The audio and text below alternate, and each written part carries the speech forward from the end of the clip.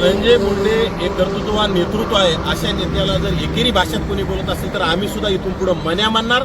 आणि या राज्यामध्ये गृहविभाग आहे, कोणाचे 22 सोडून 2200 जरी प्रकरण असले तर गृहविभाग गृहमंत्री सक्षम आहे, त्याच्यामध्ये तपास करतील आणि योग्य ती कारवाई करतील.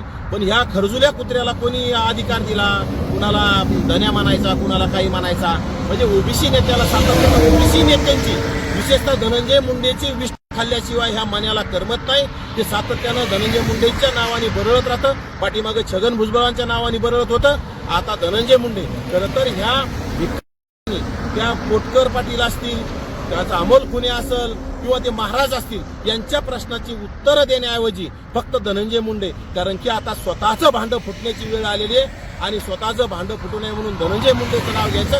धनंजय मुंडेने माझ्या सुपाऱ्या दिल्यात असं सांगून समाजाला भावनिक करण्याचा प्रयत्न आहे, बाकी काही नाही. आणि विशेषतः धनंजय मुंडेला याची सुपारी देण्याची गरजच नाही, कारण की यांनी आती केलेलं एक दिवस याची माती होणार आहे. की स्वतःच्या कर्तृत्वानं स्वतःच करील आणि त्यावेळी सुद्धा ओबीसी नेत्यांच्याच नावाने हे कुठेतरी आरोप करून केल्याशिवाय राहणार नाही, कारण की याचं वाटोळ झाल्याशिवाय राहणार नाही. यांनी अतिशय राज्यामध्ये जातीवाद फैलावलाय आणि याच्या डोक्यात फक्त जातीवाद आणि स्वतःच्या प्रसिद्धीसाठी फक्त गरीब मराठा म्हणायचं. याच्या कुटुंबामध्ये करोडोची संपत्ती यांनी जमवली आणि स्वतःचं भलं करून घ्यायचं. गरीब मराठ्यांना फक्त गोड बोलून फसवायचं, भावनिक करून फसवायचं. स्वतःच्या लेकराला 5000चा मोबाईलची अवकात नसताना आज आयफोन सारखे याच्या कुटुंबामध्ये मोबाईल आहेत.